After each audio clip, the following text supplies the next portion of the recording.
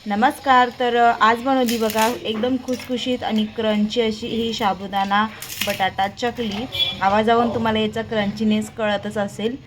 तर स्वागत आहे तुमचं माझ्या डेली कुकिंग या यूट्यूब चॅनलवरती. साबुदाणा चकली बनवण्यासाठी इथे ना मी 1 किलो बटाटे जे आहेत ते कुकरला लावून घेतले आणि याच्या 3 शिट्ट्या केल्या. तर 3च नाही 2च शिट्ट्यामध्ये हे बटाटे जे ते चांगले शिजतात. जास्त क्वांटिटी असली की 2 शिट्ट्या पुरेशा होत्या बटाट्यांसाठी. तर आता माझे बटाटे उकडलेले आहे कुकरमध्ये, तर थंड होण्यासाठी काढून घेतले आणि त्याची साल काढली. आता किसणीच्या साहाय्याने मी हे बटाटे सगळे किसून घेणार आहे. यामध्ये गुठळ्या राहायला नको. एकदम असं फाईन आपल्याला बटाट्याचं जे ते काय ना बारीक करून घ्यायचा आहे बटाटा. त्यानंतर कढाई गरम, एक मोठी कढाई गरम करायला ठेवली. एक ग्लास त्याच्यात पाणी टाकलं. पाणी चांगलं उकळलं की त्यामध्ये लाल मिरची पावडर आणि चवीनुसार मीठ टाकलं. आणि हा साबुदाणा मी रात्रीच भिजू घातलेला होता. तर जवळपास पावशेर साबुदाणा आहे हा. पाण्यामध्ये हा साबुदाणा चांगला एक वाफ काढून घ्यायचं 4 ते 5 मिनटं.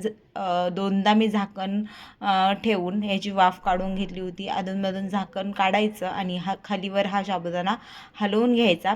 आता यामध्ये टाकूया उकडलेली बटाटे. आपण जे स्मॅश करून घेतलेले बटाटे आहे ना ते या साबुदाण्यामध्ये टाकायचं आणि परत बटाटा साबुदाण्याला एक वाफ देऊन घ्यायची. असं हे वाफ दिलेली ना आपली बटाटा साबुदाणा चकली ना एकदम खुसखुशी होती बघा. तर बघा आता बटाटा आणि साबुदाणा मिक्स करून मी वाफ देऊन घेतला. थंड होण्यासाठी एका पातेल्यात काढून घेतलं.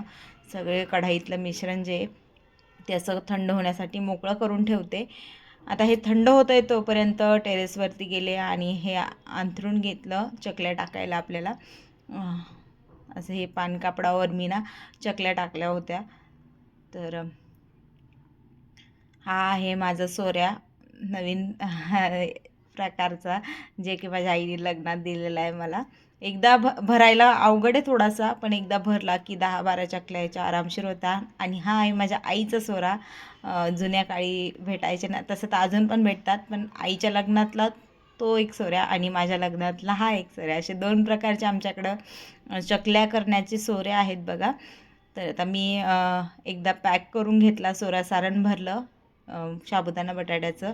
तोपर्यंत आईच्या तर 4-5 चकल्या करून झाल्या होत्या. फक्त त्याचा ड्रॉबॅक इतका आहे की त्याला परत परत भरावं लागतं आणि या सोऱ्याला एकदा भरलं की 10-12 चकल्या आरामशीर होतात.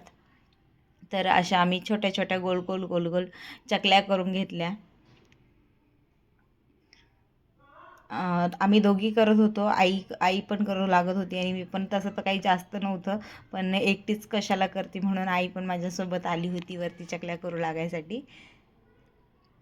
तर बघा सोऱ्याला बिलकुल याचं सारण काही चिटकलेलं वगैरे नव्हतं काय. आणि मी तेलाचा वापर इथे कुठंच केलेलं नाही. उन्हाळी वाळवणामध्ये तेलाचा वापर करू नका, नाहीतर वाळवणाचा वास येतो काही दिवसानंतर. तर एवढ्या चकल्या आमच्या झाल्या होत्या. 2 दिवस चांगल्या वाळल्या आणि वाळल्यानंतर तुम्हाला तळून दाखवते बघा. अशी मस्त फुलत होती ही चकली तेलात टाकल्याबरोबर. फक्त तेल जे ना थोडंसं कडक तापलेलं हवं, एकदम कडक पण नाही, पण पुरेसं. चकली तळायसाठी ना थोडं गरमच तेल लागतं. तर बघा दुप्पट आपली ही चकली फुलते आहे. आणि थोड्याशा मी थोड्याशाच तळल्या होत्या, पण घरात सगळ्यांना एवढ्या आवडल्या की मला परत ह्या चकल्या तळावं लागल्या. तर अशा भरपूर अशा मी ह्या चकल्या तळून घेतल्या आणि खूप छान झाल्या होत्या, खुसखुशीत एकदम. व्हिडिओ आवडत असतील तर प्लीज व्हिडिओला लाईक करा, शेअर करा, चॅनलला सबस्क्राईब करा. तर 1 किलो बटाटे साबुदाण्याचे आमचे एवढ्या ह्या चकल्या बनवून रेडी आहे.